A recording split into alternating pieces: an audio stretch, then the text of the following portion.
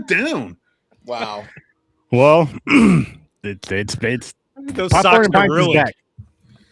Yeah, We were Superman. here last week. Superman 78, Batman 89. Should we do something about that empty seat between you and Puerto Rican Chris in that graphic? He's all alone. I'll move it. I'll fix it up. I'll make it better. better. Actually, I have some ideas. I got Should we put a lawnmower there? And Mick, Maybe wow. put Chris in the back and leave me and leave me and Puerto Rican Chris up front. No, it's a You know- leaf blower. You know what the worst part is? Is like Chris wasn't being racial in any way. He just knows that Chris loves lawnmowers. He does. No, he really does. He loves lawn care. It makes He sense. really does. It's like a car, like it has an engine, has all this stuff. He likes fixing things. Just give No, me but he a also John likes Deere gardening hat. and stuff. And He's also picking here, and we can actually ask. Oh, you got Okay. a John Deere? It's not Give me fair. a green and to- yellow John Deere hat or a John Deere logo on my worst day. No, of the no, year. you know what you got to get? Juan Deere. Oh dear God! I'll allow it. That was good. I That was want you really to good. get a shirt so It bad, says Juan Deere. or just please get some. Let's talk. You may be on to some merch here. Juan Deere. Oh my god, that would be great. All right, I have a shelf life here. I fucked up. I didn't do the math. I did RFK Jr. math today, and now I'm now I'm 600% more likely to not be the same person by the end of this episode. There you That's go. definitely that math. He went with 600%. Hold up. All right. Listen, I don't know what's going on. Definitely that 600%. Yo, guys. Aaron, you got to put a disclaimer on this episode. I got a feeling it's going to go It's hot. downhill. It's hot. Hold on. Before, so we've got. Hang on, Chris. Hang on. I just got to pull this up. This is important. I'm just waiting for it to share it. Take your time. No, I hit share. It just takes longer to share now. What? One Deere. It's a not- mule. It's a mule. Yeah. That That's is fucking fantastic. funny. This is the best. This is the best. That was. Oh man. We need a merch store, and that just needs to be the only piece in there. It does. It does, and we do. Keep friends, because you never need enemies. Love Damn it. sure don't. Oh my god, this is amazing. I love it. I'm fixing the thing now because you guys. Are you? Yeah. I'm gonna make it look If right. you mess up my stream, cat. I'm not. I Not promise you, you. my cat. Oh, I'm keeping this pulled up because That's what she said. I got that up on the side just in case. Because you need The other day, to my internet went out till like 2:00 in the morning. I was freaking. able to text 30, and then I was not able to text 30. I wasn't able to make phone calls, nothing. So somebody hit a tower or something because I even lost cell network. Was that Thursday Oh, night? shit. Mm-hmm. But that's what happened. Listen to this shit. Last night around, what was it, around like 10 or 11? It was somewhere I mean- around like 10:30, quarter of. Yeah, quarter it of was 11. I close- woke yeah. up at like quarter of 11, and the power was out. So I'm just like, I'm chilling, I'm winding down, just watching. No, I was getting ready to go take a quick shower and then come up and just kind of relax and watch YouTube, and the fucking power went out. So I'm like, fuck it, got a flashlight. I'm like, hot water is fine, so fuck it. So after a little bit, I was like, see when the power's coming on. The power wasn't coming on until like 2 a.m. Took a shower. Then like I'll sleep up here a lot because it's just comfortable up here. So we're up here chilling. Ended up falling asleep. I was like, watch, those lights are gonna turn on bright as shit because all the lights turn on, not just the last two that you had on, everything. And two of those bright ass lights turned on and woke me up at like 2 something in the morning. I was like, I knew this shit was gonna happen. I'd rather it be that than like say if your TV happened to turn back on or your stereo happened to turn back on, it was loud from whatever you were watching earlier. I'd rather wake up from like light than like loud noise because that's just like, oh shit, what the fuck. But My first thought was the fucking timer on the coffee pot's not going to go off. True. hey man, I ain't mad. No at that. coffee for you, sir.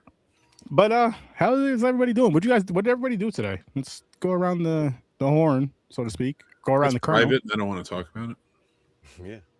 Oh, that Naked whole thing you and yoga. James were talking about off behind scenes. I went to the park and did naked yoga. Nice. Well, that's good. He scared the Okay. children. I'm scared for the geese. I just kind of hung out with the kids. Went out to dinner with my wife. Nice.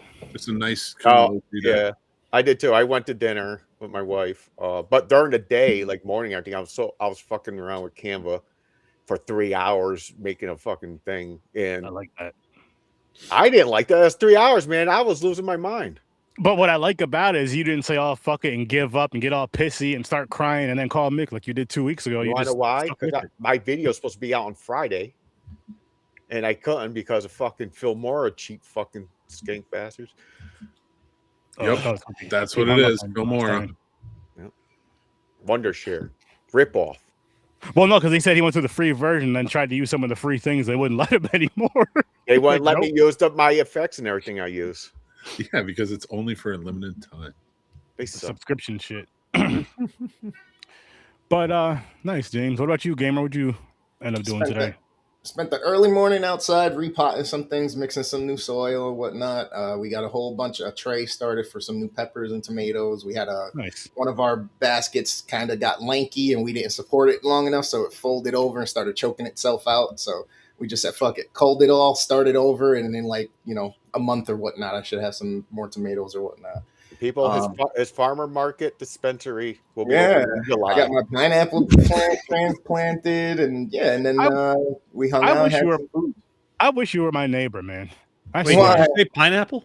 All Yeah, that I got shit you a said. pineapple tray started. It survived all winter and everything. So now I put it in a bigger container. I'm getting it ready because now it's starting to get the new growth on the inside. Nice. Yeah, Nice. we got lemons. Oh, she put watermelon seeds all the way out by the fence too, out the back. So I'm looking forward to that. Nice. Nice. That's gonna be cool. Hell yeah. We've been That's moving. hell We've yeah. been moving and grooving. And what about you, Stories? How about you? Would you? Not a whole lot. The dog's fucking driving me crazy. He's either a wild man or he's passed out. There's almost no in between. That's pretty much like having a kid. Yeah, it really, dude. That's exactly listen, what it is, like a toddler. it really especially. is into the fact that I have to plan to do stuff that I want to Mhm. do when this little asshole's asleep. Same thing. Same thing. And the funny thing too, right, is like I'll say more so from my perspective with like nieces and nephews and stuff when you have them over. Oh, can I see the baby? Like I just put that little bastard down to sleep. No, leave, let that motherfucker sleep. Yep. And I'm sure it's the same with your dogs. They're like, oh, can we see the like? Listen, no, he literally just laid down to go to sleep. No, let him It's- sleep. Oh, there's a delicate balance because if he lays down too early in the evening, I know that fucker's gonna wake me up extra early. Same. So there are certain points where like, and Sarah will fight me on it. I'm like, I gotta get him. No, I gotta get him up and run him wild. Mhm. I don't want to Same. do it, Yo, but I also don't want to wake up at 2 a.m. it's all the same. It's all the only difference is here and there. The kids, they will wake up at like they'll be up like because when I would have my nephews and stuff over, I'll let them. I didn't give a shit. Listen, you want to stay up till 10 o'clock at night playing video games? I don't care. And then like they'd sleep till like 9 o'clock in the morning. My cousin, yo, how the hell does he? Yo, you lucky. Like how does he sleep till 9? Like I let him stay up till like 10. Like I let him stay up too, and he gets up at 6 o'clock in the morning. I don't know. He's Like, I don't respectful know, when he man. thinks over other I'm people's sure. I'm stuff. sure Mick Yeah. has dealt with that, where you let your kids stay up later when they're younger, just to maybe he'll sleep in, and boom, he's still up at 4 o'clock for no fucking reason. My youngest didn't nap. He one Ooh. day at like 1 year old was just stopped napping. And that was a very hard 6 years of my life. Because once they get to like 6, they're not really napping as much anymore. They're in school now. It's a little different. That was a tough one. That kid Well, dude, never wanted to with sleep. the puppy, he's just over 6 months now. We got him when he was 3, so I not long after we got him, like I'd get up in the morning, and after a night of sleeping, he'd get up, he'd be excited to go out, eat, and then he would fucking plop back down when I sat down to drink my coffee. No, when I sit down to drink my coffee, that fucker wants to play, and he will bark until I give him something to do. Yep. I'm like, just lay down. Oh, the same. What was I gonna say? So today I did that. Which stories? I got this from you because I seen you had it on Facebook. The tater tot truck that you were gonna be going to it. So I was like, oh shit, let me check this out. I hit interested, and I sent it to the wife and showed her, and she's like, yeah, we could do it. So we did that today. And we hit up quite a few places. Like there were 17 places total. We hit up maybe at least 12. Damn. At least 12. Nice. But Who's the best one? I don't remember all the spots. I know I have the thing in here. I did just- my favorite was from Wolf's Beer Garden. It was Lily them. P's won, apparently. Lily P's won. What did Lily P's have? Who's printing stuff? Lily P's. That might be my fan. Hold on. Oh, okay. Because it sounds like a printer. I didn't really care. My wife liked Lily P's a lot. I didn't really care for it too much. I didn't like the aioli. But my favorite, as far as like a tot or like a potato thing, because it was more potatoey, was at Wolf Beer Garden. It was a deep fried potato with buffalo chicken it starts with some shizzle shit. I don't know. It's a German spot. Yeah. So there's that. And Shiznit. then, let me see. There was another spot with like a food truck. Potato shiznit. The SUNY Schenectady food truck had a triple potato, some shit. It was purple potatoes, sweet potatoes. Speak into your mic. And bada with some coconut. That shit was good. Oh shit! Yeah, I had to move it over somehow. It was fire. It was fire. It was kind of suck. James, you know what your problem is? You had nasty tater tots. Freezer. That's what it is. Yeah, price chopper freezer potato chops. Dude, there's more things you could do than just putting ketchup and salt and pepper on them. Like these people they do some shit with them, which I'm impressed with. Sucks. These aren't. It's like potato-based dishes. This isn't tots with random toppings across it at a different place every time. Some were, and then some were just like there was two that were just bad. Like there was one, I took a bite. Like we waited. We stepped outside. I took a bite of it. I literally just spit it out. She was like, "You can't spit that out right there." I was like, I couldn't help it. It was just one of those things. Like it was nasty. Well, dude, it's like the wind walk when there's like a hand, 2 or 3, 4 places that'll participate literally to just be part of it and have the grossest. It's like you shouldn't. The worst part of it. They just want people to come in. Pretty much. Which I've never done the wing walk. I need to try it one of these years. Who do you go with usually? Dude, I usually go with my childhood buddy and his wife and some friends of his. Nice. I got to go one of these years. Dude, it's perfect weather. It's usually like the first or second weekend in October. So it's usually, I don't even know how long we were doing it. There was one time it was raining, and that was bad. But last year, was just awesome. Imagine Sturdy showing up, and everybody's in a white hood. I'll just ask James to borrow his because I know he's not. And he's just like, Chris is just like, listen, man, some things I didn't tell you. Oh, I know. I'm not gonna lie. It could go that way. Again, James, can I borrow your white outfit when I go hang out with Chris? Sure. Sturdy's all scared, but it turns out they're a church choir. Listen, you gotta be prepared just in case. Baptist. Did you say Baptist? I thought you said Batman. Oh my God, that's amazing. Oh yeah, speaking of Batman, it's Superman. Superman. I'm down with just talking about tater. Well, that's also good. One thing I wanted to point out. So we're watching Batman on this podcast. Me, Sturdy, and James for the second time. Yeah. I think. Yep. I don't even know how long ago it was we watched it the first years time. ago. But it produced one of our favorite stories that we still reference. Save it for next. We got to save it for next week though, because it happened either next week, because it was either Batman Forever or Batman and Robin. I think Batman. No, in 2 or 3 weeks. This one's way too good for that. This one's way too good for me. Right. Was it Batman? It wasn't the quality of the movie that affected. All right. Well, wait. Let's table it. And if it happened for one of those movies, let's find it, make a clip, and play it while we're doing it. There you go. That's a good idea. It was one of those. It was either Forever or Batman and Robin, to kind of refer back to. Yeah, those are going to get ripped apart when we get there. Yeah. But tonight we're talking about 2 good movies. Yep. We are. Superman from 78 and Batman from 89. I say let's kick it off with Superman, just because that's how we started off anyway. Might as well just go down the whole shebang like that. But we did a lot of talking, so let's dive into early ratings. James, what did you give Superman? Superman is 7. All right. Stories? I'm actually right there with James. I'm going with a 7. Nice. Gamer? You know, I've never really liked this one. I've never really liked these. I don't know, like it's always one of those classics everybody throws back. I was forced to watch it again, just like You're the too young. Batman 66. I'm giving this one 5. Okay. Nick? It's actually funny. It's a little bit different for me. Like I would probably say the movie's worth a 7, but I'm gonna give it an 8 because Christopher Reeve as Superman was just like amazing. I still love him. He deserves a full point for himself. That's fair. That's fair. I gave this one a 7 as well. Yeah, I give this one a 7. Didn't hate it. No, I didn't hate it at all. But I think I was thinking there was more action in it with Superman fighting and all. I know that a lot went on, but I was thinking like there was like more action. I haven't seen it in so long. Like I haven't Superman seen it 2 in and 3.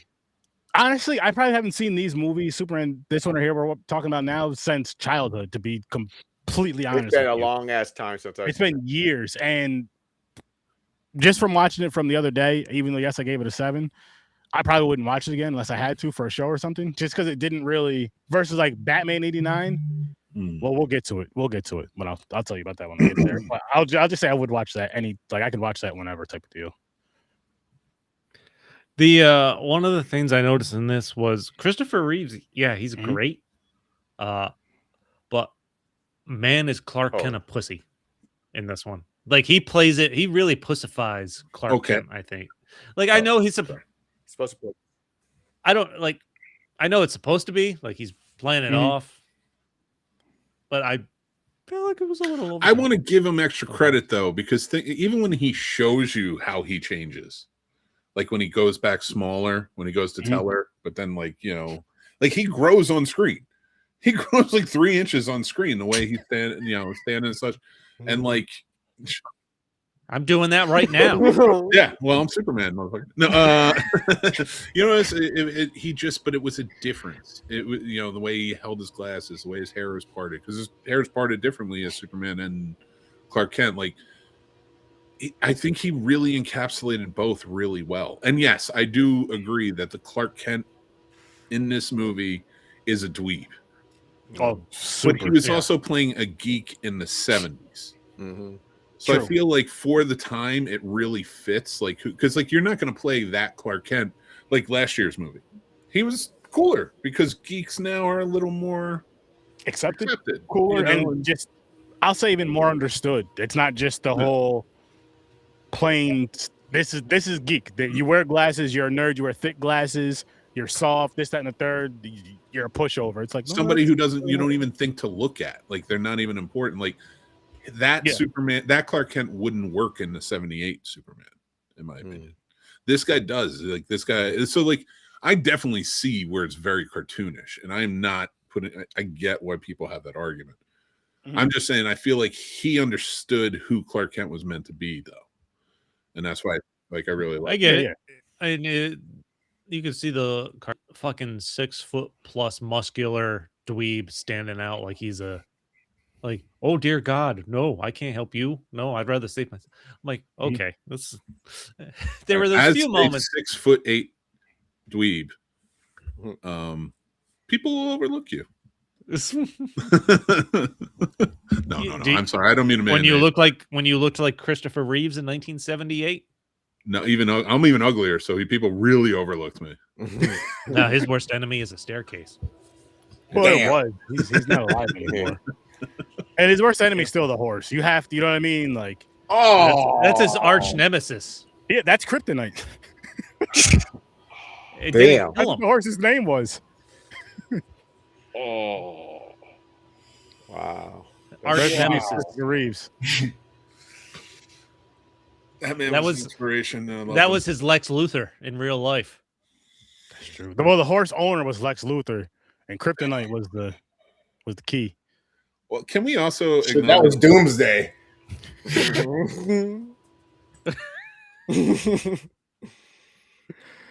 Actually, what I liked. No. I'm not offended. They even dyed the main green. What I liked about this movie, like this was early in the comic book movie era. I liked.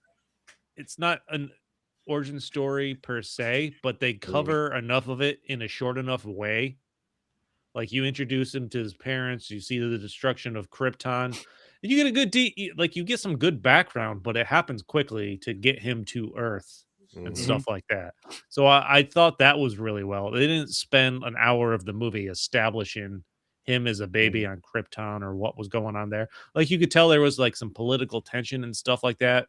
They didn't overdo it. They didn't underdo it. Can I just say something real quick? I didn't wanna, just to add on to what you're saying, I wouldn't have been mad though if they did like the whole backstory of Superman here from Krypton on, like with his, even if they did like more of his parents stuff. And then, or maybe if they had another movie for it, or whatever. But say they did more of his parents stuff on Krypton, then up till like he's born and gets sent to Earth. If that was longer, that wouldn't have bothered me at all. That's Because I do enjoy that kind of stuff, like that kind of thing, especially if I don't really like. I know it somewhat, but I don't know it. No, like I know Batman's backstory with his parents being killed and all that, like right in front of me, all that shit. I wouldn't mind seeing a movie that does that, and hopefully down the road we get a Superman that kind of does that a little more than this one did. There I is a Superman forgot his TV father dies in this. There is a Superman TV show called Krypton, which follows Clark Kent or Kal-El's grandfather Oh, on Krypton, oh, being a father to Jor-El and such. So it wasn't bad. It was like a sci-fi show, but it was like done up like one of the CW shows. I was They did just a good gonna job. say, I was just gonna say that'd be pretty interesting because I haven't seen that, and now that you say that, I Yeah. feel like I vaguely never- remember that being. I a never thing. heard of it. me neither. But like, what about because they redo the Superman movies all the time, of course. What about delving deeper film wise into? Well, they kind of did with the Russell Crowe version. Now, one of the points I was going to make for this movie, and excuse me, before my time runs out, as we all know, is coming. But I wanted to Mick's dying. I wanted to put maybe by the end of the episode. I wanted to put forth by the Marlon Brando reasoning for why it's so short. Now they started shooting Superman 1 and 2 back to back. Richard Donner was fired off of 2, and I forget what his name, Lewis something. He finished it out, and that's why you had the giant S and the other bullshit. That's why the Donner cut. Personally, I would say we should watch the Donner cut for next week. Because it like cuts it to a more of a tone that he wanted to do when he was planning this out. But that's why we see Zod and everyone else and Crom and everybody else at the beginning of this on trial. Mm-hmm. It was because that was setting up too, because there was this big plan already. And what happens when he reverses Earth, he winds up breaking the Phantom Zone, and that's how they get free, and that's why 2 opens up that way. But to go back to the controversy of Marlon Brando, first of all, everyone was really tired of Marlon Brando on this. Christopher Reeve hated Marlon Brando, and he didn't hide that even in talk shows when he talked about it. He did not think he was professional. He didn't like him. He did not know his lines. He kept trying to change things. He wanted at some point to have Jor-El just speak through things, like a briefcase and stuff like that, so he could have less screen time. He was getting paid the highest amount of money at the time, or like $1 million. It was like $300 million, and plus like 11% of the profits of the movie. He wound up making like $19 million off of this movie, and he was only in it the amount that you saw. Yeah, and they couldn't even. He wouldn't even come back for the sequel. That's bullshit. So like he was never prepared. That's why like it is so short when it comes to him. Is because literally they had to patch things together because he was just terrible. Well, fuck him. Because honestly, he's a rapist, so I don't mind. We can say even more so, but just because of I feel like it would have made it a better movie. I feel like it would have made it a better movie, especially for people like myself. Again, that doesn't really know Superman's backstory. Mm-hmm. Too well, and it's just a good way to kick it off. Like I know we watched the one from the 50s, but like we watched the one Batman from the 60s, but how the stories change up, whatever, and like, you get these ones. Mm-hmm. Like you get with this one, Batman 89, they don't do it, but they do it somewhat, and you already know his backstory anyway. But they still do something about it with it in this movie. In that movie, this movie they don't really do it too much or too well because they didn't do it like Batman. In the Batman movie, I'll say really quick just to compare it. They didn't do it as far as like a big long thing of it, but they did enough of it to where you got enough of what you needed. I wouldn't have been mad if they did more on that, but I feel like with the Superman one, but understanding from what you just said, I get why they probably couldn't even do it. But I would have been like, you know what? Fuck you. Let's get somebody else. Yeah. I mean, this is a movie that has like 3 or 4 Oscar either nominated or winners. Mhm. Marlon Brando, Ned Beatty, Gene Hackman. I mean, these are no slouches. Glenn Ford plays his father, or plays Jonathan Kent, who, you know, for anyone who's like a classic film buff, like he was a big star in Mhm. classic Hollywood. Like there's like this movie was a major production, especially to plan for the sequel as well. Like they didn't really do that at that time. Yeah. One thing to add to it too, I put up in my notes. Sorry, it was very innovative. This was the flying sequences and the wire work and such, and it was very cool how they did it. What they did was rather than use a blue screen or a rear projection where they would show the city line behind them, they had this. I think it was called the Zoptic system, and it, just when they created it for this movie, it was a reflective piece behind him, right? And the camera had a projector on it, and what it would do is it would project on a screen behind the camera, which would go onto the reflective screen. So when you zoomed in on a character when they're flying, the screen zoomed in, so it felt like you were Shit. coming in and out. The wire work, they made bodysuits Nice. that made it look like, so because back in the day, the way they'd hook up, the harnesses always looked bulky, it was looked weird, but they made bodysuits to hook everything up to so they could move a little more like they were actually flying. Well, he was flying and such, and they did it for the sequel. But a very cool thing is they used piano wire this time around, and they put it on a motor where it would shake the wire at a certain, and because of the 24 frames per second, you couldn't see it. It would make the wire invisible. Oh shit! Oh shit! Interesting. So like there was some very huge innovative work going on in the technical side of this movie that really, like, that's why it does look like he's flying, and I got to give them credit for what he does. You know, that's genius. But you want to know what's not genius in this movie? I'm going to get it out of the way. Can't wait. I might be doing our whatever the fuck it is, Kennedy Jr. math here. So when Luther shoots the missiles, one going to Jersey City. No, it's Hackensack. Hackensack. I changed it to Jersey City. But then the other one's going to the fucking California. West Coast. So when Lois dies, he goes back in time with the Earth, right? He basically rewinds her dying and getting crushed, but everything else still happened. So if do the math here, if he just don't need to do the math on that, right? If he just got to her, saving the one rocket, and if he rewound time, wouldn't that fucking? But he didn't. Okay, I'm not defending the science. I'm so I agree, but he didn't. He didn't know he could fly that fast. Remember earlier, she goes, "How fast can you fly?" He goes, "I don't know. I've never done it. I've never pushed myself to that limit." So that was him in his grief, not allowing, like, playing God. And that's okay. So there is a reason that it works in story, but yeah, the science does not work. So I agree with you. Not defending it. I was so confused. It's an interesting task of, like, Superman can't be in two places at once. So what do we do?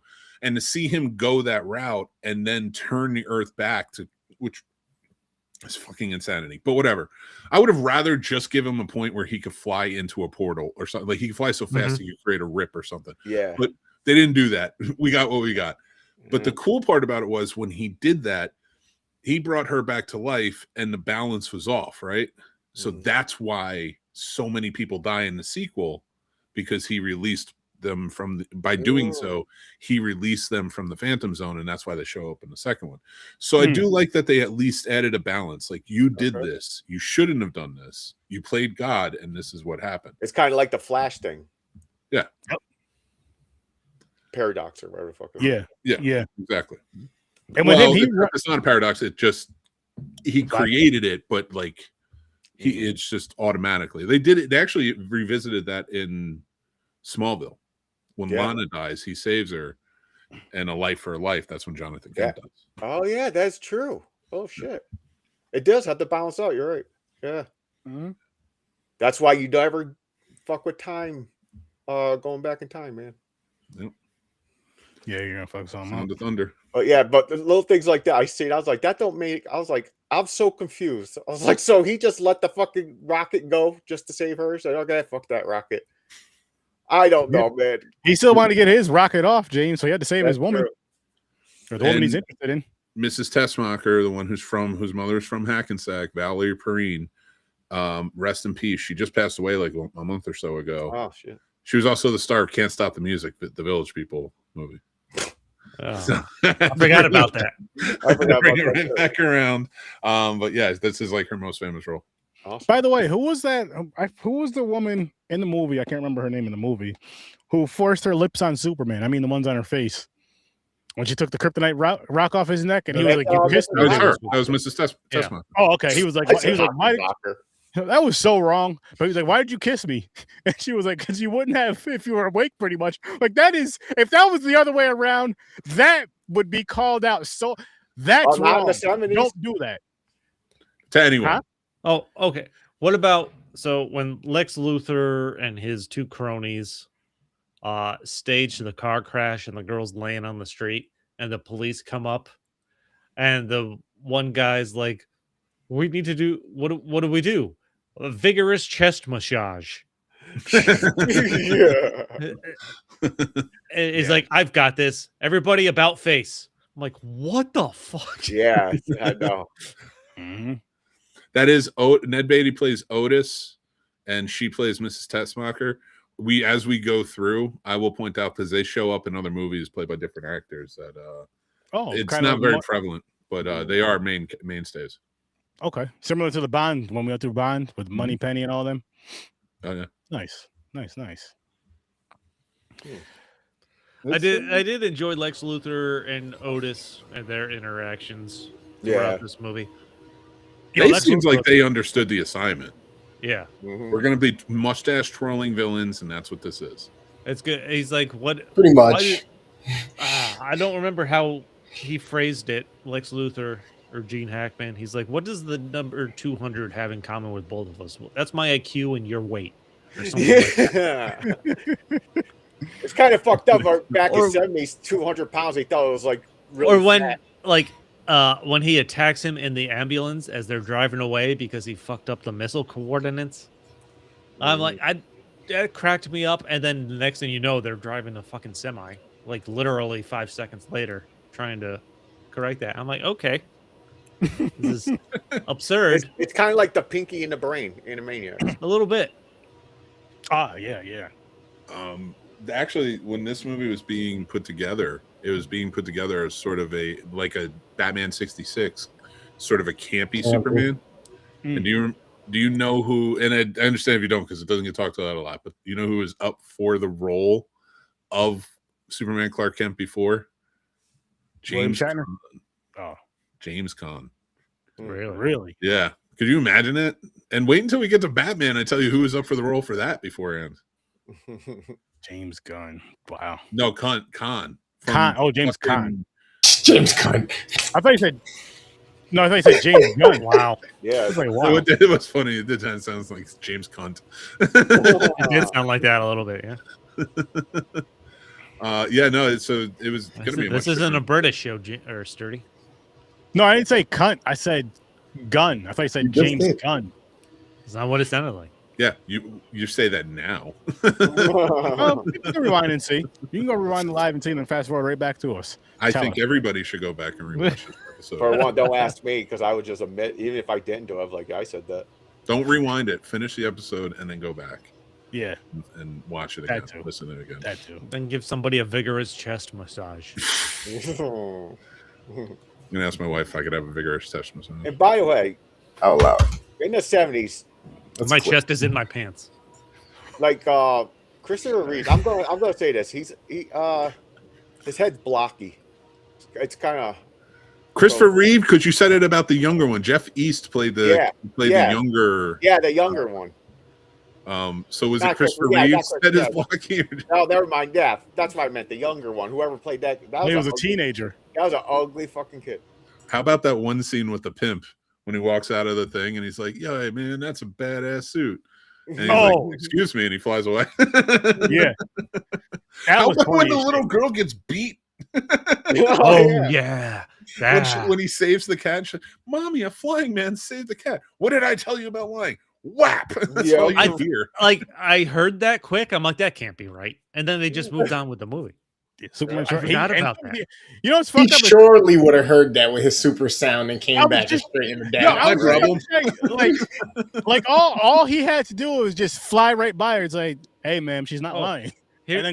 Well, did they have anything about child abuse back in the 70s? Or were you allowed to beat your kid there? You probably encouraged. Yeah. If I'm proof, they wanted to do it. Speaking from experience of being a child in the early 90s, they didn't care then either.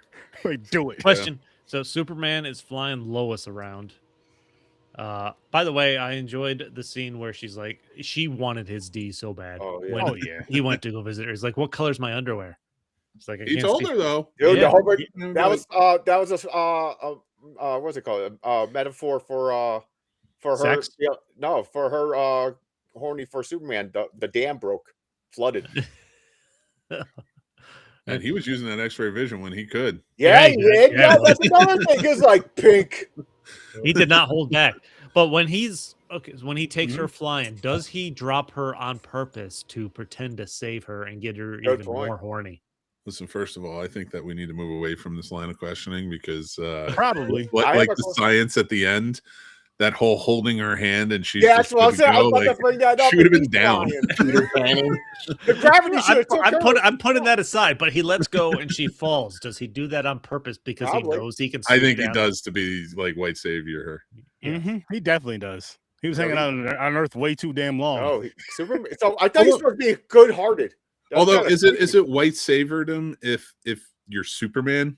Wait, like, James, or is it James, just expected? Did James say heart or hearted? It's D because it's someone who wants. It's someone who they're both Caucasian consenting adults. She wasn't consenting in that drop. No. Oh well. Well, she wasn't consenting in the drop. She was consenting to get saved though. She was like, I don't know if I want to tonight. Why does Superman have a fin like an airplane? You know what made it funnier is if fin. Here's what people don't know about the deleted scenes is after he dropped her and grabbed her like that, people thought it was raining out. Wow. Nice. Why does this rain smell like fish? Damn. Wow. I love the montage in this movie of him like breaking up all the crimes. Oh, that was good too. Oh, yeah. That was funny. I enjoyed when the criminal is fucking suction cupping up the side of the building or whatever, and he's just standing there, like sideways. He's like, was the elevator broken? Yeah, that's good. But I like how he flies him down to a cop, and he's like, "They say confession's good for the soul." Well, this man has a lot to confess. Yeah, you're gonna want to talk to this guy. So, like, you just arrested now? And another thing, Superman. So no one knows at this time who the fuck Lex Luthor is. He keeps it a secret until like he brings him to the fucking prison, drops him like the warden and everything knows who they are. First thing question, I'm like, oh, Superman, like, who the fuck are these people? Oh, you didn't watch the news? This is the guy who launched the fucking missiles. Superman doesn't believe in due process. He doesn't want to squabble with that. Just you humans, you go do your due process. I'm going to bring them to you. That's Superman's whole thing. Well, it's kind of like and the other one is like in the comic books and shit where they tie up the robbers and hang them from a street post. Like there's a few years ago, there was a Saturday Night Live sketch where Bruce Wayne is holding like a food drive at his house, and all of like the black castmates came in and they were just like, "Can you ask Batman to stop coming to our neck of the woods?" Like my uncle stole some gum and he beat his ass, broke his arm, and then hung him from a street light in his underwear. I don't think that's okay. And like they're all doing it, and like Bruce Wayne's like, I don't understand. That would be if they did that for Superman. It would very much be like, can we just talk to Superman about maybe some due process? Mm-hmm. Yeah, and he like gather evidence when he's doing this because like when we get to court, it's literally him who doesn't show up. Yep. Versus our clients. Mm-hmm. So because he's busy. These vigilantes need to pick it up a little bit. They need to learn some criminal law.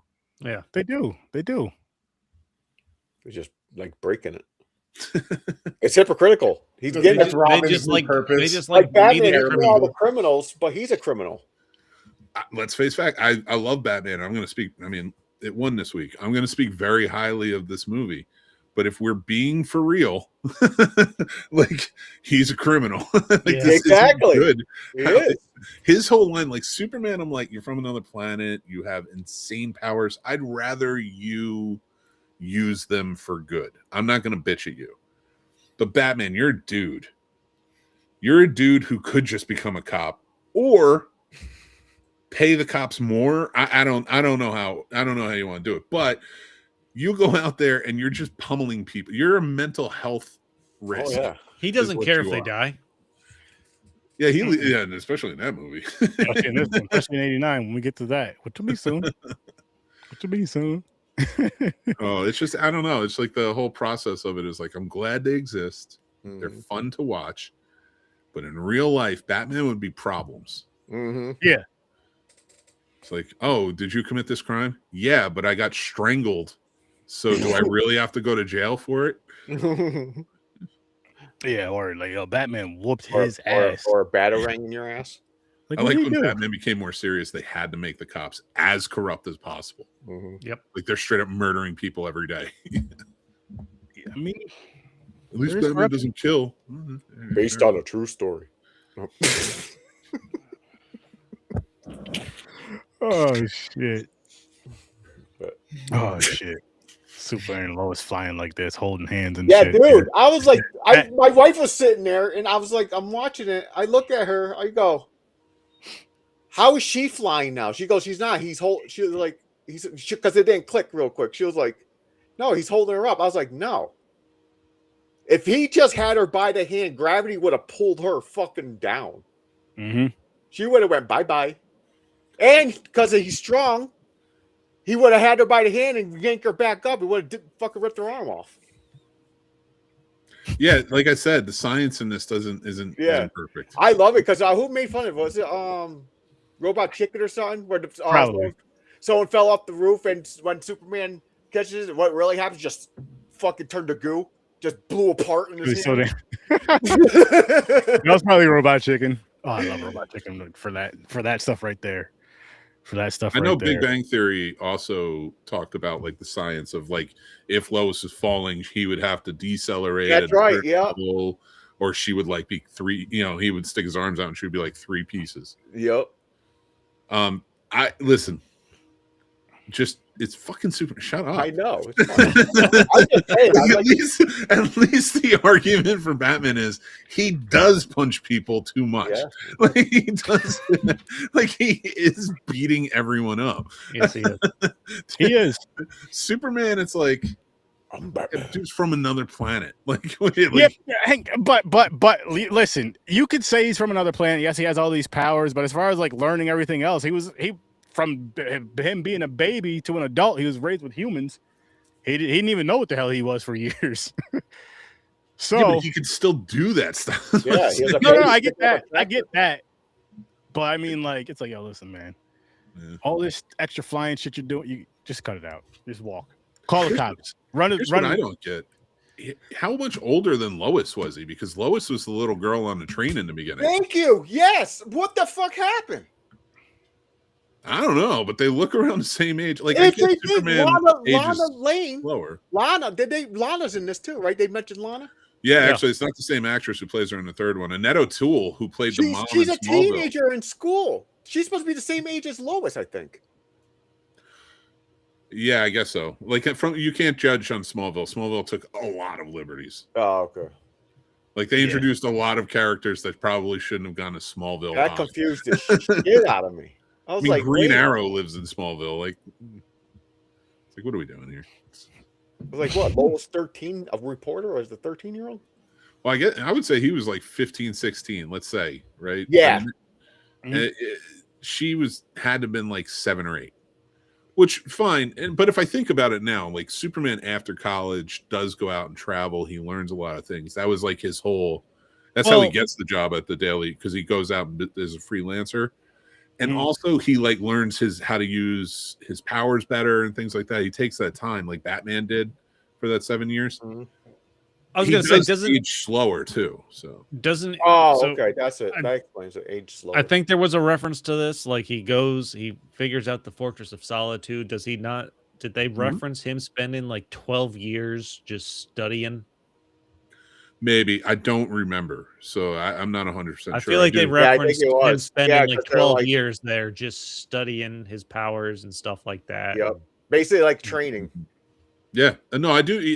In the comics, he does train. He goes off and he learns how to become a really good reporter. Like I said, he works freelance, also as a photographer, goes around, and that's how, like, when he gets to Metropolis, he's like a get for them. They were very happy to get him. They've portrayed it differently as time gone on, but like it was like, oh, he's like really doing well globally. He's the guy. Been going all around. Now she's the top reporter in the world. Like she's better than him. But he was somebody, and they wanted to team him up with her because he was so well versed traveling the world, and so was she. She understood, and was just a great reporter. But it is kind of funny that like her Pulitzer Prize that she wins, because that's what Lois becomes famous for, is their first night together, which was that dinner. Mm-hmm. I was like, you didn't do anything in this movie to get a Pulitzer Prize. Like you kind of learned some things. It's like this was not a Pulitzer Prize winning article. He knows what color your underwear is. Pink. I bet that wasn't reported. It wasn't. That probably wasn't in the article. No. Superman's like he's peeking at her undies, getting That's not all kissed he's while looking he's at. knocked out. Like Letting her know she doesn't have lung cancer yet. He's a complicated guy.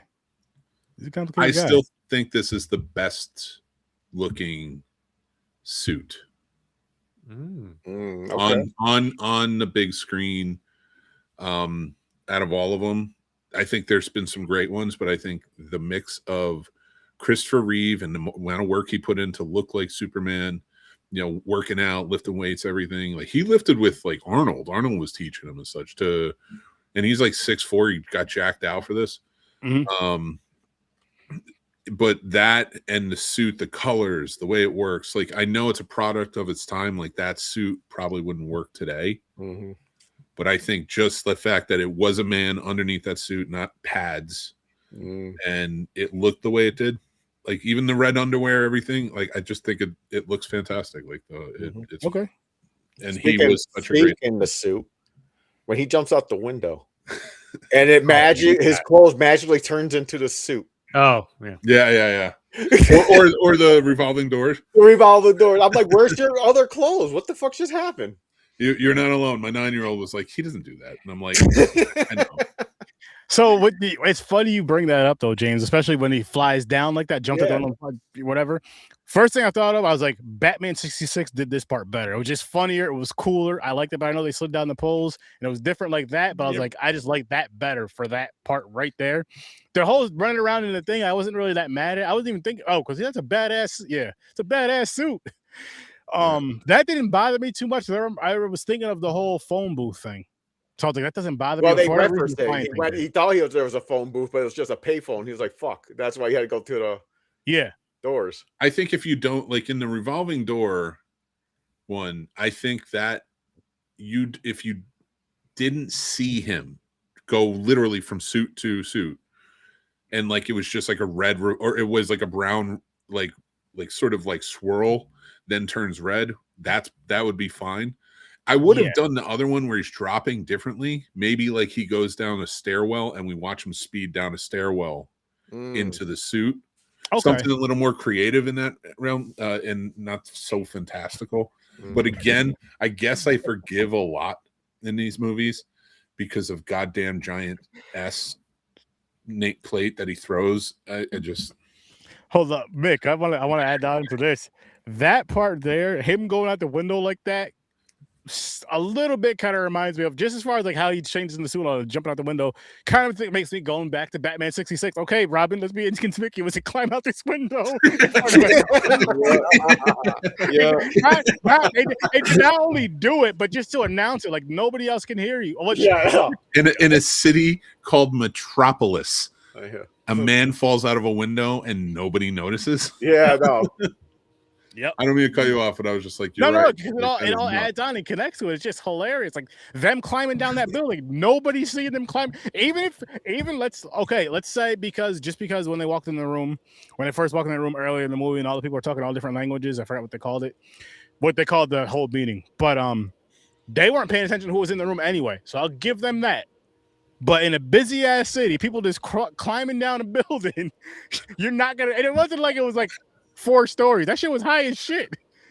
Dude, it's Batman and Superman's way of Irish goodbying. I do like that they changed. Like, if you think about Batman movies all the way forward, he does just disappear when you turn. Yes. But that first one, for that them to be was like crazy. maybe a more inconspicuous route, Robin, and then they're climbing down the fucking window. Literally after they've been filling in the entire world about the status of what they're doing. There's still cameras in there. And the door was right behind him, which made it even funnier. That's why I'm not mad at it. I was like, yo, there's the door. Literally, you could just sneak out, just go out the door quietly, close it, and boom. No, let me go walk over here, jump out the window.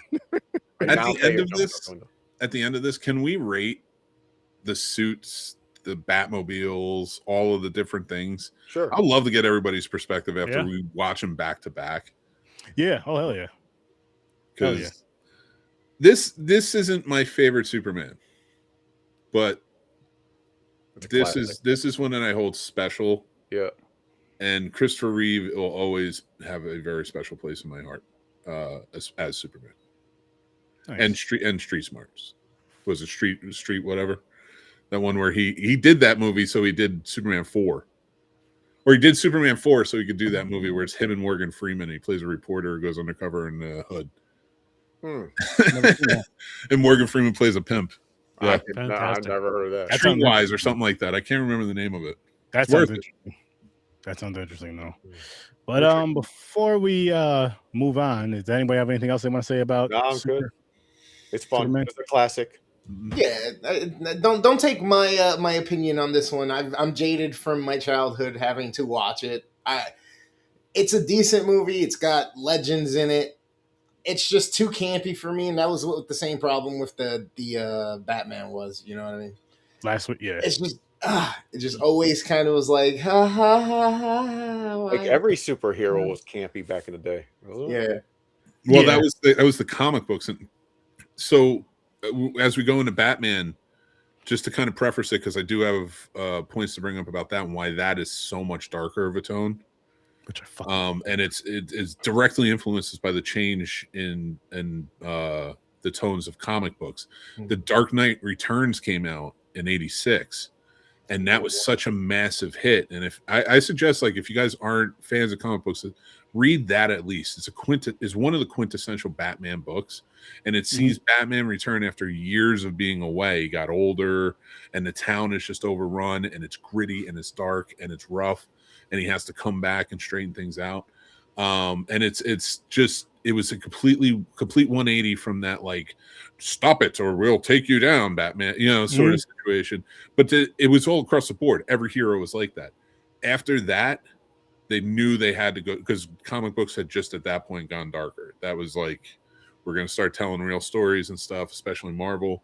So like when they got to '89, they were like this. That's why Tim Burton was one of the big ones to come in, because they were afraid at first that Tim Burton was going to be too campy, but when he ultimately made it dark, like it worked. It really hit.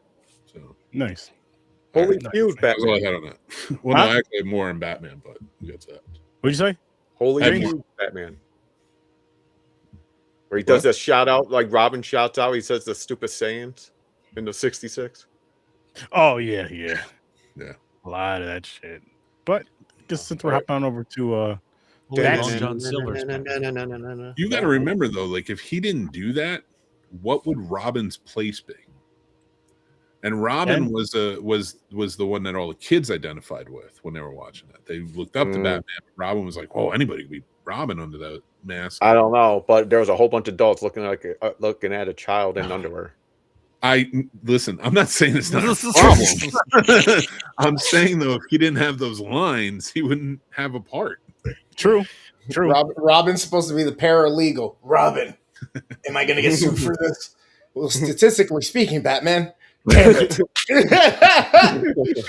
We're gonna owe Long John Silver some money. Oh, shit. But going on over to Batman, James, what do you give this one? Listen, this has a special place, like Mick says, one of his quotes was a special place in my heart. I love this movie. I watched it so many times. It's a 10. Yep. Stories? I don't even know how many times I've seen this, but it's weird. Every time I start this, I'm like, I don't know if I'm as excited to watch this as I was before. And then it keeps going, and I get more excited as it goes on, and I get hooked again on like all the actors' portrayals of the characters, particularly Jack Nicholson and the Joker. Like, he's fucking insane in this movie. So I'm going with a 9. Okay. Nice. Gamer?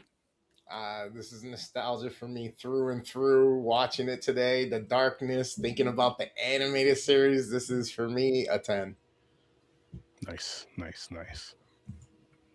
Mick? Even with its flaws.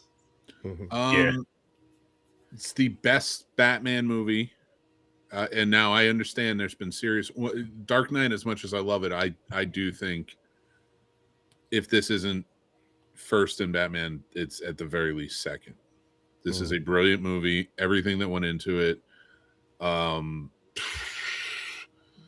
It's not a 10 out of 10. It has its issues for me, but I'm gonna go 8.5. I have a feeling I'm gonna end on 9. Okay.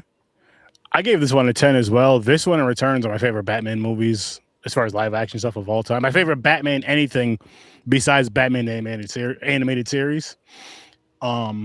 This is a 10 for me. Just one, the nostalgia, yes. And then it was just one of those movies that I just always enjoyed. Like this is one of my, I've been saying this for, not a lot of movies, but a handful of movies lately. This one, and I'll say with Returns too, just because we're gonna be doing it next week, are some of my favorite movies of all time. And something that like every time, like I put this movie on yesterday, right? And I was like, I'm so fucking happy. I said it out loud. Mind you, I was watching this by myself.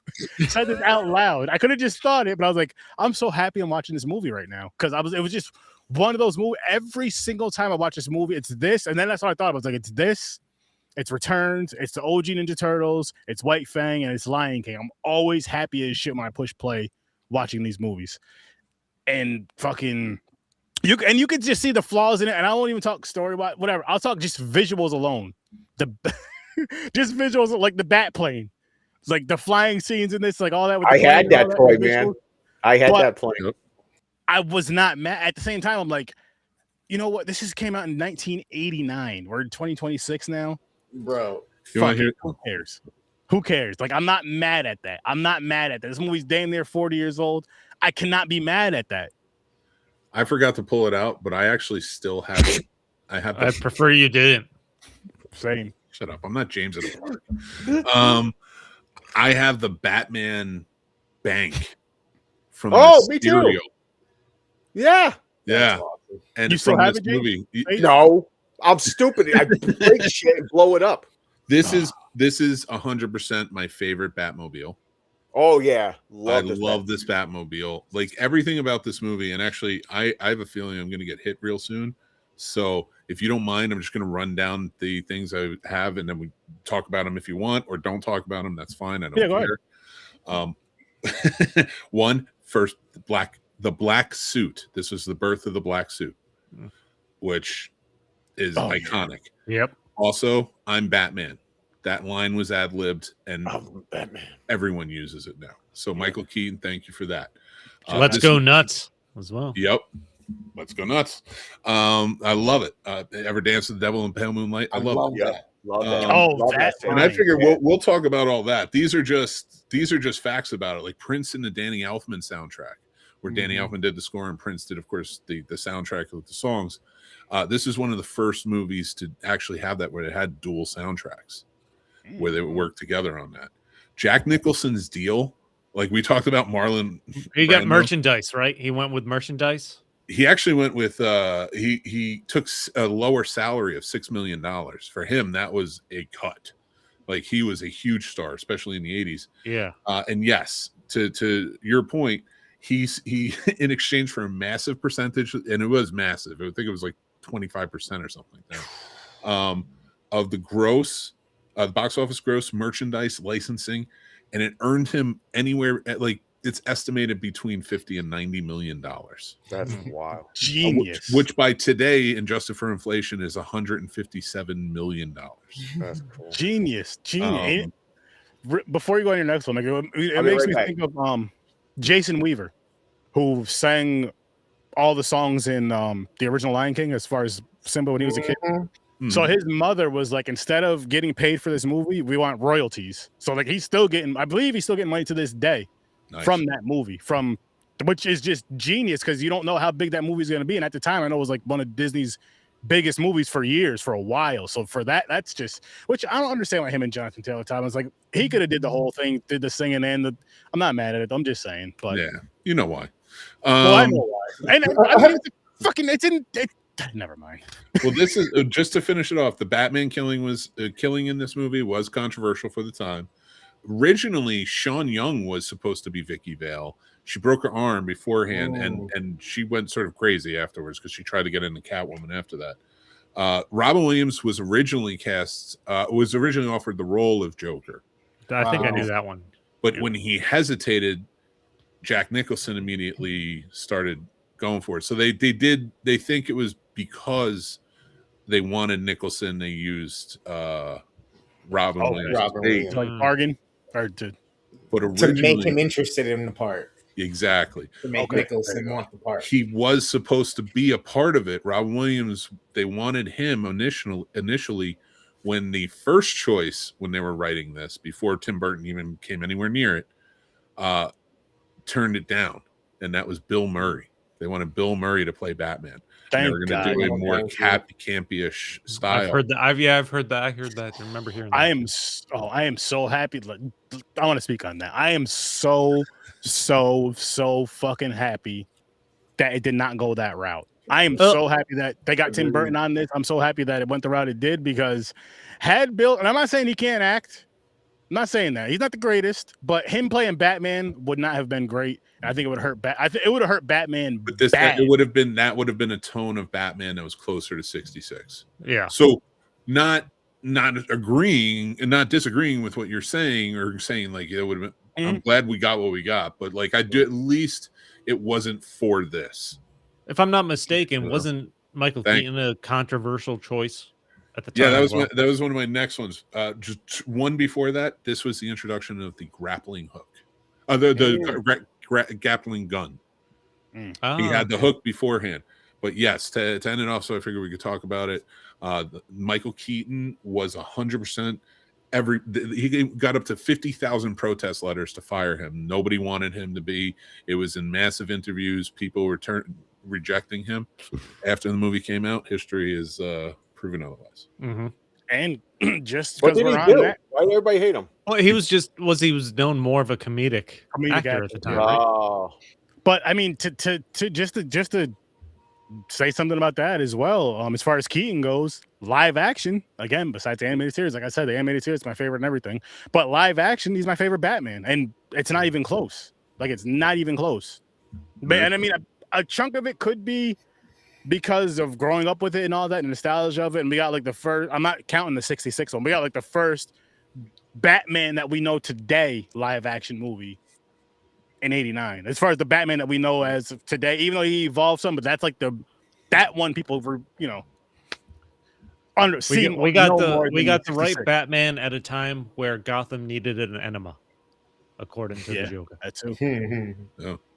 Oh, did you know before Sean Young, who was dating Tim Burton at the time, was going to get the role of Vicky Vale, but Michael Keaton was dating Michelle Pfeiffer at the time, and they asked her to audition, and she turned it down, saying it would be awkward. So rest is history is Catwoman. We'll talk about that next week, I guess. Yeah, I want to say this. I'm glad she turned that role. I'm glad she turned this role down and was Catwoman, because her as Cat. Oh my gosh, man. Fair, but Vicky Vale. I mean, Kim Basinger is amazing. Yeah, she was. Oh no. That's what I'm She was saying. We smoking got. hot. Oh no, Michelle I'm just saying I'm in Pfeiffer love as with Vicky Catwoman. Vale. Yeah. Oh yeah, I mean, same, but that love is gonna Such a change. great when we get name. to Batman, when we get to Batman Returns, and we'll fall all in love again just with Catwoman. Hey, just remember, you never rub another man's rhubarb. You definitely shouldn't do that This unless is you're into that stuff. This was an interesting one. I know we go on. I mean, everything in this movie is fantastic, but I also love the addition of taking away from the killing of Thomas and Martha Wayne from Joe Chill and giving it to this Jack Napier, that was not the original intention for the Joker. We had no background. They made it up for this movie. So No, that is one thing. I think my favorite part of this, the original Batman, is the way they developed the Joker. Like, I feel like a lot of people get skeptical now when you bring in a big name to play a role in a movie like this, because you're like, you literally just hired him for the name. I feel like that's gonna be your first impression if you hear something like that in any movie these days. You bring in, like, this was a different time for sure, but Jack Nicholson is one of the biggest stars in the world in 1989. You're bringing him in, and like, he overshadows Michael Keaton for sure. But the way they developed the Joker in this, like, I'm annoyed at first when I see him. Like, I don't know what it is about Jack Nicholson. Like, yeah, he's great, but I've just never been a huge cheerleader for him. He's as a human being, not great. No, but as an actor, I've everything I've loved him in. And honestly, coming off of all the Stephen King movies and watching fucking It, or not It, but The Shining, like, you see a lot of the insanity he pulled from The Shining, and I can see it going into his Joker character in this. But the way he plays the character, he slowly gets more insane. Like, after, like, you start him off as the gangster, he gets dumped into the vat of toxic waste, which for some reason, by the way, just randomly runs into the river. Seems like everybody in that town should be turning into the fucking Joker. If that's the case. True. And the creepiness of the makeup, man. I loved the makeup, like his fucking creepy ass smile when he didn't have white face on, for lack of a better term. Like, when he was trying to have your normal white skin look, like, that fucking creeped me out. And he's slowly getting more insane, and he's playing I don't know. Like I said at the beginning when I gave this the 9. Yeah. The character development was big in this movie. It really was. It really was. And again, just speaking on the Joker, I do agree with you. Like, yes, he seems silly, but like an insane silly. So it was like a creepy, scary, silly, insane. And I'm just like, yeah, not that silly. That's like, oh, I'm comfortable with this. You're always uncomfortable with it. No, it wasn't like, I don't want to say, like, if we go back again, going back to last week's Joker was silly as hell. Just a goofy, silly kind of cartoony Joker. And this here was if you want to call him silly, it was a dark, sadistic kind of. Well, that I do agree. I think silly does work with how he reacts to everything. Yeah. But the sadistic side works. Like you saying, like Cesar Romero and Batman 66. I would never feel in danger with that guy. No. How many people did they kidnap and they basically left? I'm like, who the hell is this fool? Like, this guy I felt in danger with. Like, there was as ridiculous. It was the perfect blend of ridiculous and seriousness when they take over the museum and he sits down to dinner with Kim Basinger, Vicky Vale. I'm like, he's leaving the gas mask that ever heard to put on and stuff like that. And the parade.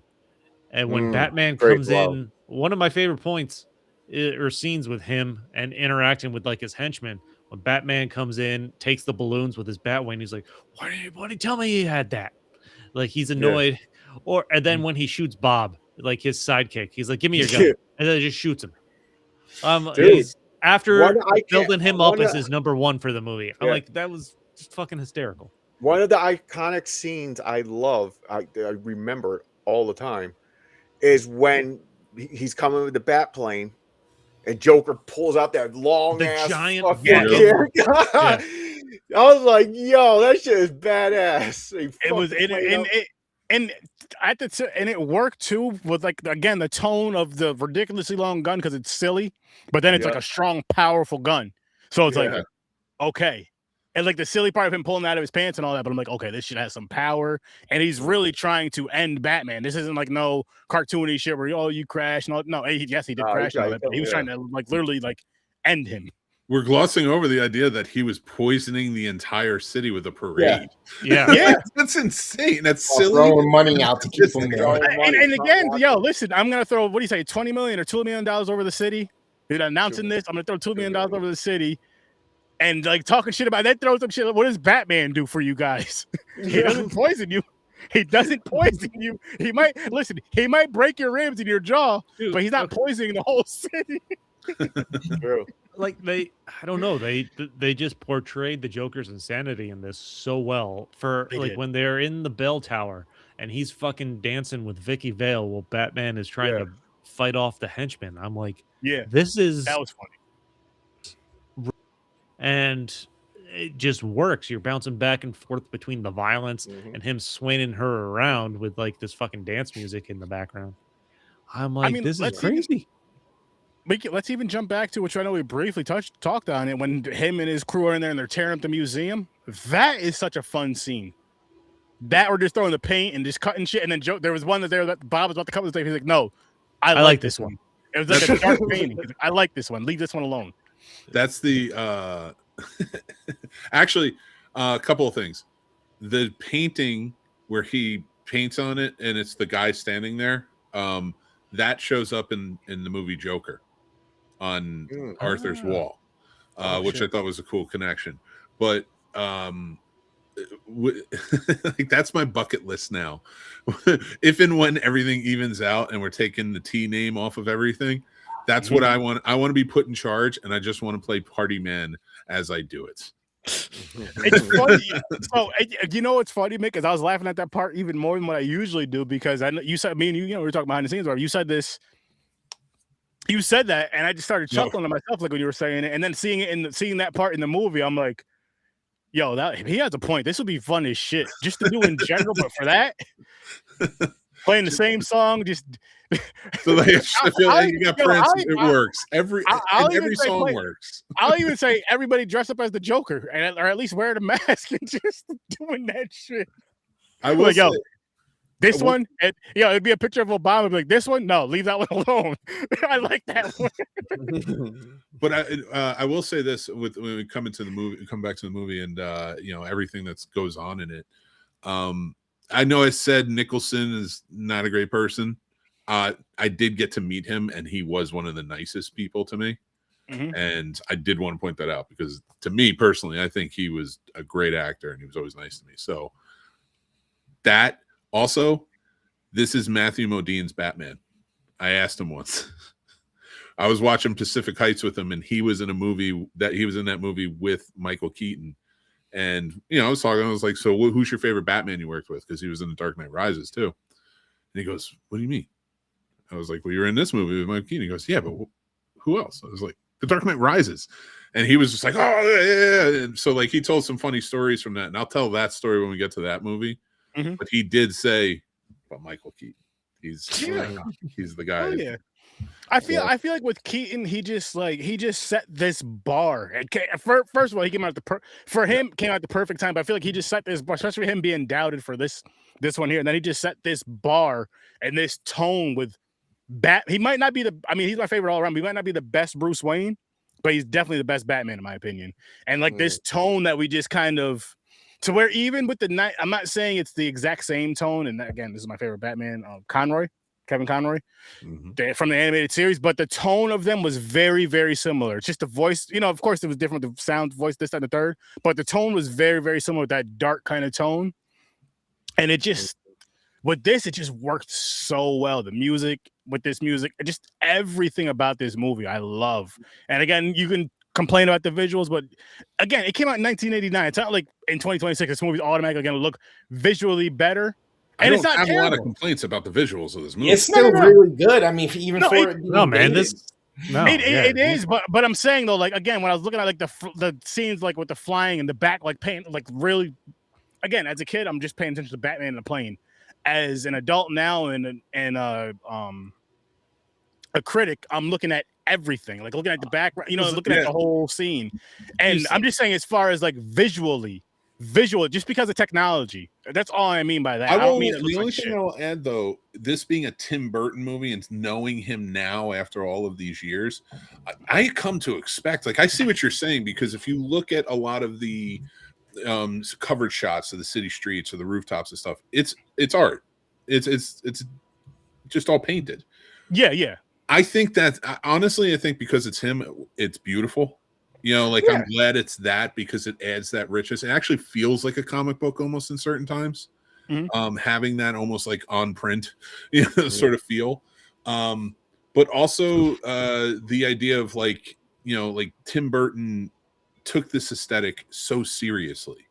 And it won an Oscar, I believe. It either won or was nominated for an Oscar for art direction. Yeah. So I think the art direction in this enhances every scene. Like, some things are embellished, but in such a beautiful Batman way.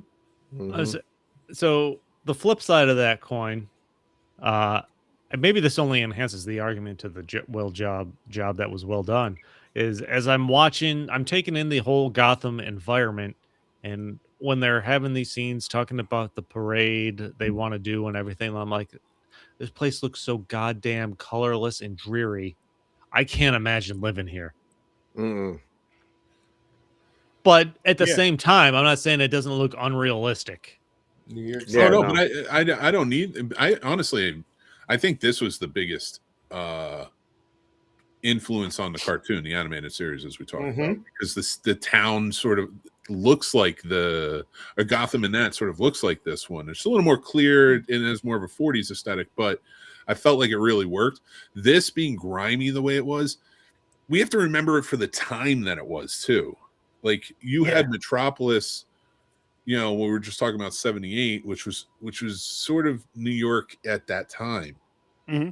And this is very clearly mirroring a New York in the 80s. Like how dark it was in the 80s, and the 70s was dark too, but we're watching Superman in the sky. We're not watching street level shit, like this here.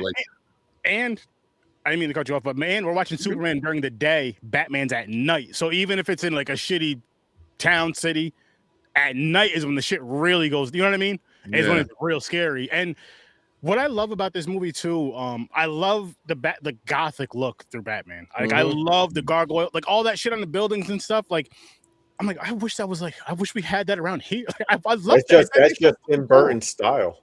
I know, I love it though. You're going to get even more annoyed with me about how I can tie this in to Jersey City.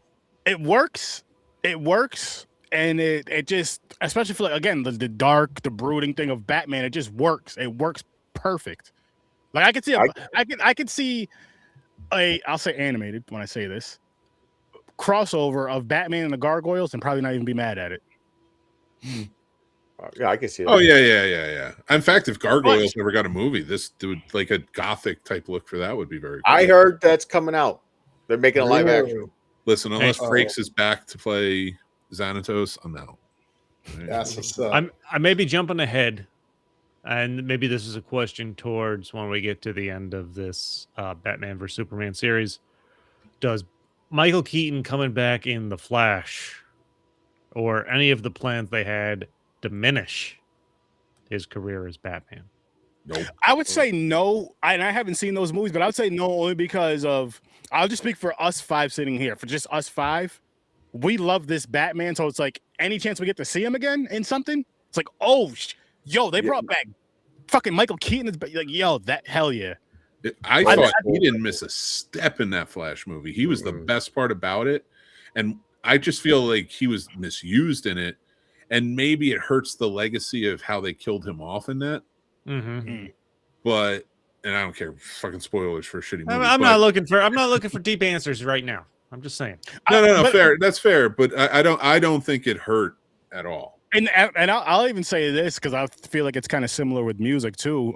Stories is to when you see something like that and you enjoy it, but then like somebody younger that hasn't grown up on this 89 Batman or maybe never seen it, and they see him like, oh, that's cool, this, that, and the third. Like, listen, he has his own movies too. You can go check out these two movies right here. They're freaking awesome. I just reminded myself of when people thought they Post Malone discovered Ozzy Osbourne because they had him sing on a fucking track. And somebody thought Yeah. that some chick discovered Missy Elliott like a year or two ago. I'm like, By the way, I Listen, like that song, Chris. I'm not saying it was a bad song. I would remember I get what you're reading fucking Twitter yeah. reactions like, how did Post Malone discover this 80-year-old English guy? And it's like, What the fuck? listen, the thing is, it's like you guys have this thing called YouTube. You could just type in like, oh shit, it's Post Malone featuring. You said whoever you said, Ozzy Osbourne. Ozzy. Let me just type in Ozzy, and boom, there's a shit ton of music. And fucking okay, he came out in this time, this, that, and the third. It's like, oh yeah, same with Batman. Just go back in time and look. Holy You shit! have the internet, peeps. Really back up to Mick real quick. Can I guess how it's connected to Jersey City? Yeah. There's some- Crime. Nope. It's because when Joker released all the gas, the whole city smelled like ass. Just You're a like fucking you. dick. No, in one of these movies, I can't remember. It wasn't this one. It's either in the next one or I think Batman Forever, one of them, where they show a map.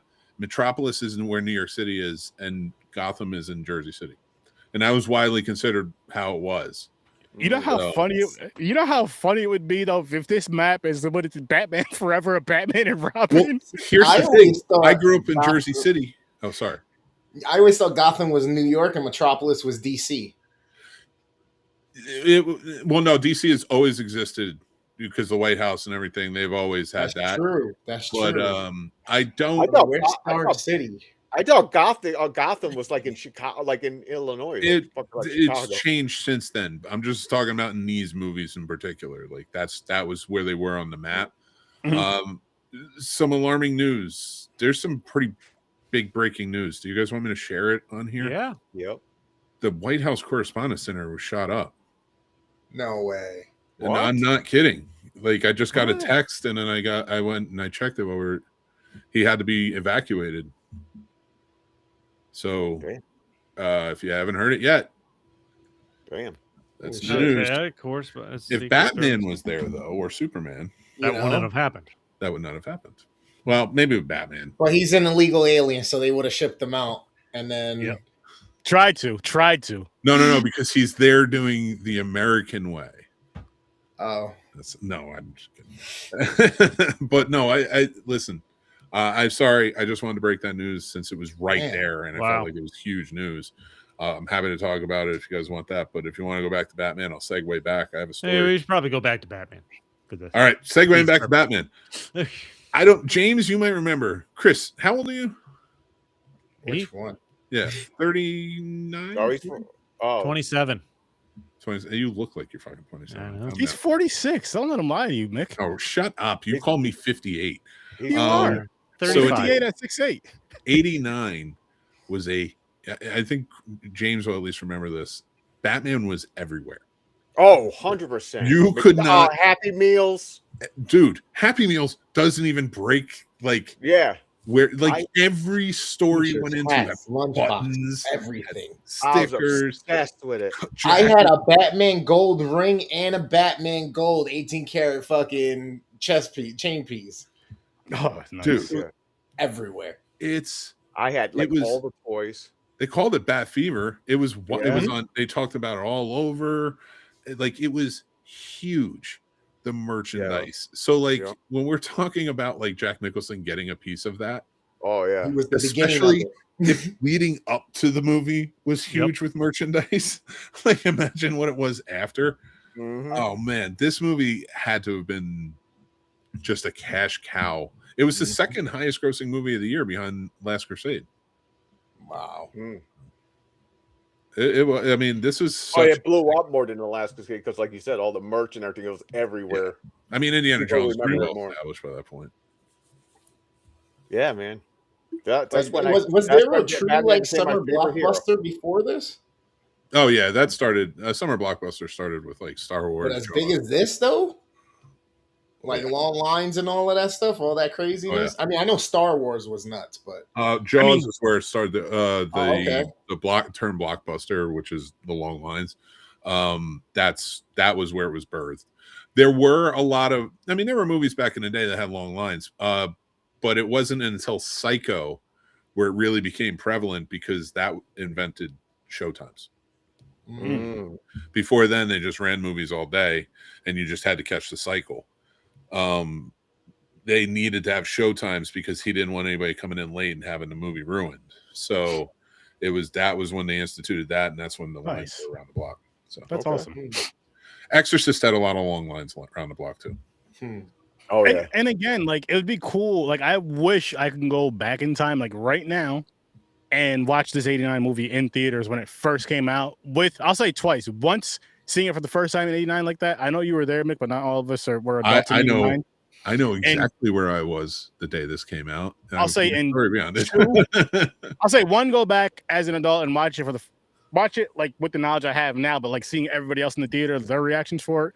And two, going back and watching it as an adult in '89 for the very first time, like ever, but grown, more understanding what's going on in the film and all the other stuff. I think it would be awesome.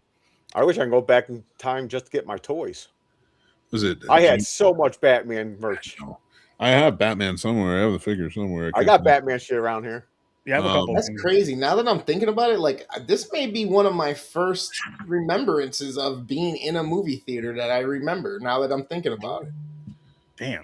Like I remember the cups. I remember everything, man. That shit was crazy. The big ass screen, all black with the that grays and the bats in the beginning, and the yellow tone and the big emblems turned. The yellow emblem. I'm getting chills again. Everywhere. I'm like, wait, I was 3. Still my favorite emblem, by the way. That is such a great emblem. Yeah, I like it is. Too. I didn't see this in theaters, and the reason why is June 23rd, 1989. My brothers both skipped school, and they went to go see this with some friends. And one of their friends, I think, got injured or something, and so they went along without him. But that created the trail of like their mom finding out, and then my dad. And then like I remember getting out of school, and I really was hoping to see this. I don't know if we were gonna go or not, but all I remember hearing was like, "Your brother skipped school to see that damn Batman. You gotta find them." And it was like literally just traveling around Jersey City looking for my brothers until they were gonna get their asses kicked. The armpit of America. You son of a bitch. The only thing that would make that better is if your dad dressed up as Batman. You want to skip school? How dare you? Pray to me. Alfred, I mean Mick, come over here. Swear to me. Mick, get the bat belt. Wait, what? Get the bat belt. You made me piss myself. Stop. And back in '89, I don't know if it was like a belt, a belt wrapped around the bat. Mick, get the bat belt. Dude, we got to stop doing this because when this show becomes like 3 hours, like I'm not going to be able to handle myself. Yeah. I mean, we're having good conversations about these two movies, and they're. We are, but you made me piss myself. Stop. That's fucking funny. That's funny. I mean, the Batman. Both of these characters are nostalgic. Yes, Batman is way more nostalgic for me than Superman is, but I've seen Batman so many freaking times more than I've seen Superman. Like again, I haven't seen this Christopher Reeve Superman since I was a child. Yeah. So I think I watched Batman '89 twice today. I think these movies kick off the more modern era for sure of cinematic these superheroes. Like yes, there was the Batman 66 and Superman and the Mole Man, if you want to call 51. That a fucking movie. But like stuff that but in the cinematic era, this is the birth of the franchises for both Superman and Batman for me, for sure. Definitely. I'll say for that, and from my knowledge only, and Mick, you can correct me if I'm wrong, but as far as just superhero films in general, I mean, you can start with the two from last week, but I feel like if these two didn't do as well as they did, as far as I'll just say, even carrying out later years, they may not have been as popular as they are, these two, Superman and Batman specifically, because DC just makes just those movies for the most part. Like there's nobody else. But it's it's they really, really did something when Superman especially came out in '78 and this Batman came out in '89. Like they really, really did something I mean, I'll even say Marvel should give credit to them to where people are still like really like, yo, we have to go see these movies. We have to go see these franchise movies, this and the third. And visually, whatever, they get better visually, not necessarily story-wise, but visually, whatever. I'm not even talking about that. But just they really had a huge fucking impact. And I think that's so awesome. Again, and it's starting like around Batman more so. Our era, yes, I was a baby then. I was 4 in '89, but still starting around that era of when we were born or little kids to like now, and you're still like, these movies are still fucking awesome. I'm not saying all of them, but it's like they're still awesome. You'll still go to see them or at least want to watch them when they come out. With these two specifically, I'm not even saying any other hero that comes out, with these two, like for me, Batman specifically, I try to see any Batman movie I can see. Everybody else, I'm not saying I'm not a fan, but I feel like I have to see Batman movies. Yeah, I'm with that. I'm like that with Spider-Man. Yeah, Batman, like me, everything really, because I fucking love this shit. But yeah, but this is Spider-Man's probably one where I don't want to miss one. Exactly, me too. On that one. And Spider-Man is one that, which I know there's a couple I have to watch for, some of the newer ones. But Spider-Man's one where I haven't seen a Spider-Man movie I did not like. Yes, there's some I like more than others, but I don't hate any Spider-Man movie. Hey man, There's Brand New Day is coming out within a day or two of my birthday, so that's where I'll be. Nice. That should be the new movies: Odyssey and fucking Brand New Day. Oh no, we're doing the Odyssey with Following. Never mind. Yeah, I just thought about something. Fucking Batman, Super Craze, help DC bring back that side, and then Marvel, Blade, the vampire killer. You ain't wrong. Yeah. You ain't wrong. That's just crazy. Yeah, you're right. You're right. And honestly, with both of those, they have like that darker tone as well. Which again, I love it because it just, for me, it makes more sense. Especially when all this craziness goes on. Like you have these villains literally trying to destroy either a city, town, or the world.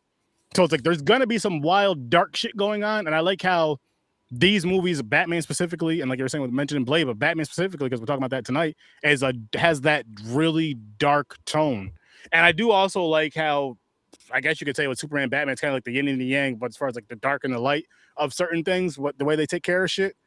So that's kind of cool as well. But yeah, I really love this fucking Batman film, man. Batman '89 is just one of those. And by the way, Batman villains are one of the most creative villain characters I've ever seen. They're and a lot of them are iconic. Clayface is even getting a movie. Well, you got to chalk that up to James Gunn and his creativity in running this. He doesn't want to focus on just like he did Superman because he knew that's a linchpin character, and then Batman's coming too. But down the line, like he's like, we're not just going to go right back into it. There's another Batman movie coming out with patents, and so I love that like we are getting weird characters in like very niche movies. That's a horror movie. Horror movie. Yeah, I can't wait.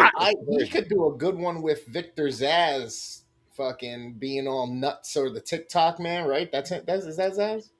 Zsasz, I think, is the one that does the marks. Like okay. Every time he's a serial killer movie. What about Scarecrow? Scarecrow. We did a really good Scarecrow Batman Begins. Yeah.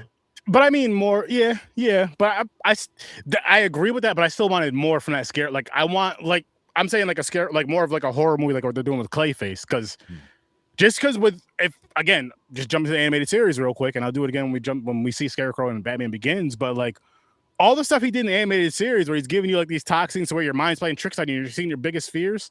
You know how awesome of a horror movie that would make if you have the right people, doing it, the right people putting it together, direct writing and all that shit. That could be dope. Scarecrow fucking beating Batman's ass by his mind. It's like the fear and everything. It really fucked him up. Yeah. Which I think is just awesome. I think it's just awesome how, with Scarecrow, I'd like to see a Scarecrow movie or more. I would too if in a perfect world, but like even if it's not getting a Clayface one and he runs DC, not just like Batman. So like I don't see him hitting that too much. And let's not jump to conclusion. Clayface could bomb. I don't think it's gonna. I don't think so either. It doesn't I feel don't like think it. so. Like it felt like it was. Sometimes you get those feelings on those trailers. Yeah. Like Yeah. feel Same that this is thing. gonna do well. Oh man, I'm I can't looking wait for forward that. to seeing Lobo, what they do with that. Yeah, I am too. That's actually, I think, one of the last movies we're watching on this run. Nice. Yeah, that comes out in what, June, July? June, yeah. The I'm- last week, so we're gonna have to watch it. Speaking, I'm pretty sure I know what next week is, but is it Superman 2 and Batman Returns? Yes, sir. Yes, yeah. Yes, I sir. put up a graphic. Did you? Yes, I do. There you go. I fixed it. Right. There you go. Put the father and son in the. Oh, that's nice. You guys are You finally and sitting by each yeah, other. you and your son next to each other. That's That's his beautiful. picture of me taking him to the With his movie. friends on a I trip. just got a tear. I got a tear in my eye for that. Yeah, to sit back there because he Everything, doesn't know how to everything. act. In case you got to talk to him or squeeze his arm. What he doesn't know is that my character is the only one that you could flip very Where his easily. hand is. Lucky I don't like No. popcorn. You can't get me with that trick, Mick. I'm not gonna cut a hole into these awesome popcorn buckets they're making. Are you crazy? Get your dick from somewhere else. Oh shit! All right. Lord. What else we got? Before I Honestly, we could talk about these. I got a feeling all night if we wanted to. I really got. So we got to decide where we got to cut off. I mean, I wouldn't even say when we got to cut off. It's kind of like when the conversation starts to die down. Like we're kind of starting to go down now. So I'm like, we could kind of tie. No, I in. did that on purpose. I said something fucked up just to sidetrack us. This guy. I have to pee. Yeah, That's that's why I should I go disappeared, take bro. a I had to break? pee. I got to pee too. Go pee. Oh I- god. See, listen, guys. We'll Listen. wait. We're almost done. He's making And us I wait gotta because feel we're like- white. Are we? I just feel this whole thing, we're going to have a lot of crazy conversations. Oh yeah. Good, and like For making the bad fun- ones. like the bad ones, we're going to fucking tear You into just them, keep I know running it. your mouth. Yeah. We are. Okay. We are. I can't wait though. Like this one again. I'm so happy I watched this Batman Gotta '89 get movie. some I can't adult wait to watch diapers up in Return. here. You should. Yes. Listen. Have you ever had the podcast with Sturdy and needed to pee? We'll get Adult diapers. Depends. I'm wearing them. Send Mick and stories from a bar some adult diapers. We get a For catheter the show. Or they could just be like me. I just said I'll be back. I couldn't hold it no more. I had to fucking go. My God. Oh, yeah, but if we're so close to the end, I just want I to know know. it's. Oh, if it that's was true. the middle of the episode, sure. Yeah. Like we're at a point now. Like Let if I it get off, I'm go. out. I'm leaving. Yeah. I'm done. This counts. I was here for the whole episode. Yep. All right, guys. All right. I guess we could wrap this one up. We can wrap this one up. Which none of us do that in real life, but whatever. Yeah. So, people, we'll be back here next week. We for, raw dogged your internet tonight. We Yep. did. Raw I dog the wrapped it internet. with duct tape to give it some girth. All right. see? Good night, everybody. I'm trying to wrap Watch up the Seed episode. Snobs. I And gotta then- take a piss. Then they just keep going. So again, listen. Make sure you guys check out Fade Theory. Make sure you guys check out Worst Damn Gamer Ever. Make sure you check out Slow. At Fate Scene Theory Snobs. Music. Just at put that in Fade there. Theory Music. Go check out the Scene Snobs. They're I gonna be can feel live my this bladder Monday. growing. This Monday at 8:00 Eastern Unless I get time. uromycetitis poisoning and die. You see? Again. You know Oh what? my God! Stop making me laugh! Stop making me laugh! I gotta piss. Oh my God! Oh, he's gonna go get. Sometimes you got to mute the whites. Like I was saying, check all of us out. Check out Fade Theory. Check out Worst Damn Gamer Ever. Check out the Scene Snobs. Check out Stories from a Bar. Of course, every Thursday, 8:00 Eastern time. Check out Horror with Sir Sturdy. Be back here next Saturday at 8:00 for Popcorn and Pints, where we'll be reviewing Batman Returns and Superman Numero Dos. With that being said, thanks for popping by and peace, peace, peace. Is this one gonna want